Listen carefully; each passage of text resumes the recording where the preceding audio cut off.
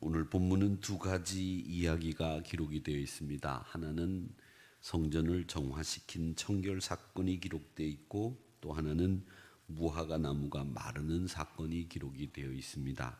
이 두 가지 사건은 각각 의미하는 바가 다른데 어떤 것을 의미하는지 오늘 우리가 이 말씀을 통해서 살펴보게 되겠는데, 이 성전을 정화시킨 사건은 지금까지 우리에게 주어졌던 성전, 즉 매매하고 자신의 유익을 위해서 있었던 그 성전이 이제는 성전이 아니고 새로운 성전이 만들어져야 된다라고 하는 메시지를 우리 주님이 주시는 겁니다.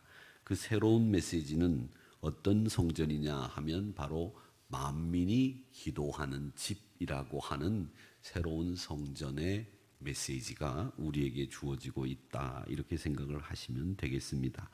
또 하나, 이 무화과 나무가 마르고 무화과 나무가 이제 주님의 저주로 말미암아서 열매가 맺히지 않게 됐다라고 하는 이 이야기는 뭘 얘기하느냐면 하나님을 절대 신뢰해야 된다는 이야기를 하시고 있는 말씀입니다. 이게 무슨 말인고 하면, 무화과는 사실은 6월에 열리기 때문에 4월 달에, 지금 이 일이 일어나고 있는 것은 4월 달인데 2달 후에나 무화과 열매가 열리게 됩니다.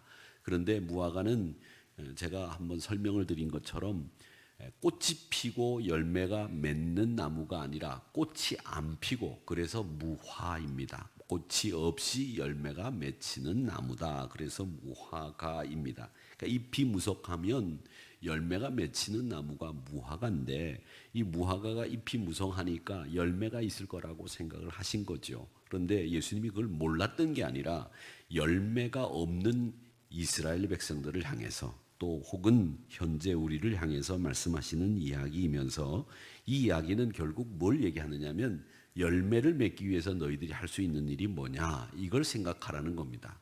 열매를 맺기 위해서 우리가 할 수 있는 일은 우리의 노력도 필요하지만 절대 하나님을 신뢰하는 일, 하나님을 의지하는 일, 이것이 열매 맺기 위해서 우리에게 필요한 일이다라는 것을 말씀하시고 있는 내용입니다. 자, 그런 다음에 우리가 이제 말씀을 하나씩 살펴봐야 되겠는데, 주께서 보여주시고 말씀하시는 그리스도인들의 정체, 이게 성전과 무화과 나무를 통해서 우리가 생각해 볼 수 있는, 우리가 과연 누구냐라고 하는 것을 정리해 볼 수 있는 말씀입니다. 이스라엘 백성들이 옛날로부터 고대로부터 이스라엘 백성들을 상징하는 나무가 있었는데, 그게 포도나무, 무화과 나무입니다. 그 중에서 이 무화과 나무로 비유되는 일은 아주 흔했는데, 이 주님께서도 무화과 나무를 심은 사람을 비유로 해서 이스라엘의 모습들을 지적을 했고, 바울도 교회를 어떻게 이야기하느냐면 젖붙임으로 이야기를 하면서 무화과 나무에 대한 이야기를 하셨습니다. 돌감람나무, 젖붙임도 이야기를 하셨고, 감람나무가 어떤 이야기를 하는 건지 우리에게 말씀하셨는데, 이런 말씀하시는 그리스도인의 정체성은 뭐냐, 이걸 우리가 생각을 해봐야 되겠습니다. 이 정체성을 이야기하기 위해서 오늘 두 가지 본문을 살펴보면, 첫째는 성전을 정화시킨 사건에 드러나는 이야기인데, 이 성전에 들어가셔서 매매하는 사람들을 내쫓았다, 성전에서 상과 의자를 뒤엎으셨다, 강도의 소굴을 만든 죄를 책망하셨는데, 여러분, 이 매매하는 상을 뒤엎었다라고 하는 말은 굉장히 상징적인 의미를 가지고 있습니다. 어떤 상징적인 의미를 가지고 있느냐 하면, 바로 이것은 성전이 이제는 속죄의 기능이 끝났고, 성전이 지금까지 제사장이 제사를 드림으로 말미암아 하나님과 인간 사이에 속죄를 베풀어 주시고 구원을 베풀어 주시던 그 기능이 끝났다라고 하는 걸 상징하시기 위해서 상을 엎으신 거예요. 이제 성전에서는 할 수 있는 일이 아무것도 없다라고 하는 것을 아시고 예수님이 상을 엎으신 거예요.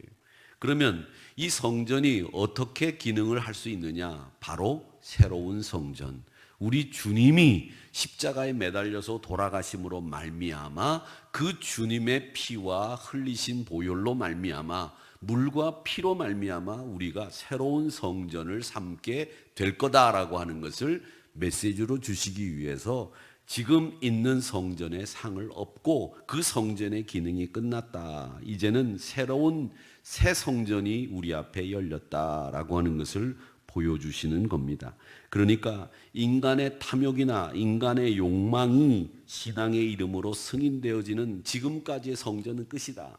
이제는 그리스도의 구속의 역사만이 있는 성전이 진짜 성전이다 라고 이야기를 하는 겁니다. 그래서 사적인 탐욕의 장으로 전락한 성전이 끝나고 하나님의 구원의 놀라운 능력이 일어나고 있는 그리스도의 몸인 새로운 성전, 그 성전이 우리에게 다가왔다. 이걸 말씀하시기 위해서 예수님은 성전의 상을 뒤엎으신 겁니다. 자, 그러면 이 메시지를 통해서 우리가 받는 교훈은 뭐냐? 우리의 성전은 건물이 아닌 거예요.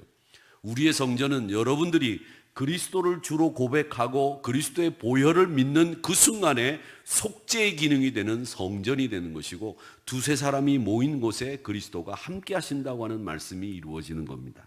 그러니까 성전이라고 하는 것은 건축이 아니요, 우리가 모인 곳이 성전이요, 그곳에 성전이라고 하는 것이 이름 붙여질 수 있는 곳이라고 한다면 구원의 역사가, 속죄의 역사가 일어나는 곳이 성전이다라고 하는 것을 우리가 배우는 겁니다. 그러니까 성전 안에서는 종교적인 이득을 취하거나 사적인 개인적인 탐욕이 이루어지는 곳이 아니고, 성전은 항상 하나님의 구속의 역사, 즉 긍휼과 은혜가 베풀어지는 곳, 그곳이 성전이다라고 하는 것을 오늘 이 말씀을 통해서 배우는 겁니다.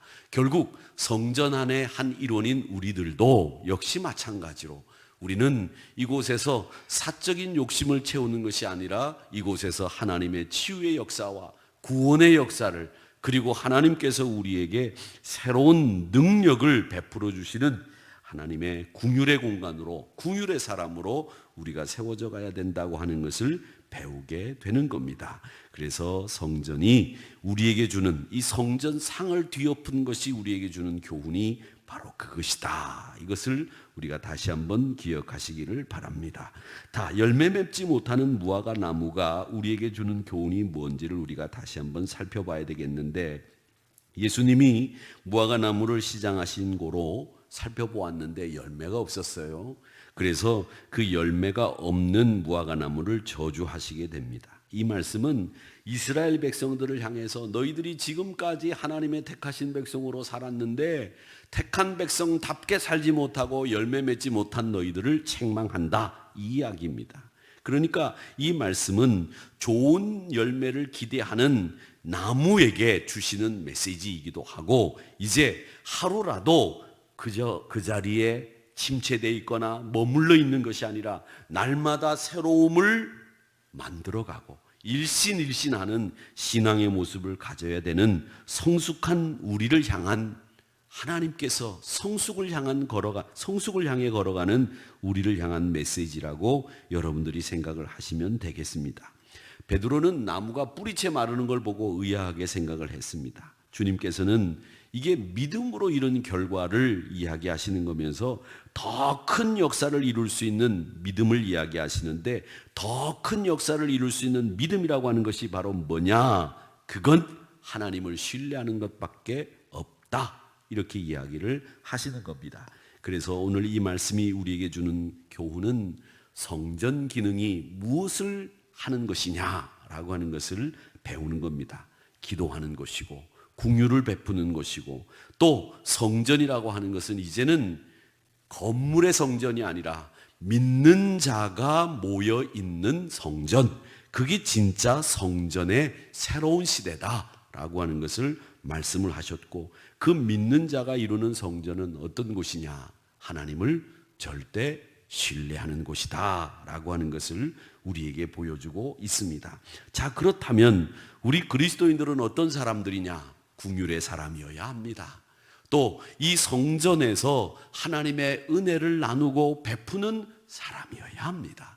그러니까 우리는 긍휼의 사람이요, 은혜의 사람이요, 하나님을 절대 신뢰하는 사람이 바로 우리여야 한다라고 하는 것을 이 두 가지 사건을 통해서 우리가 배우게 되는 겁니다. 부디 빌기는 우리 사랑하는 성도 여러분, 항상 말씀으로 사시되 항상 여러분들은 성전의 올바른 기능이 무엇인지를 정확히 알고 공유를 베풀며 사는 여러분 되시기를 축원합니다.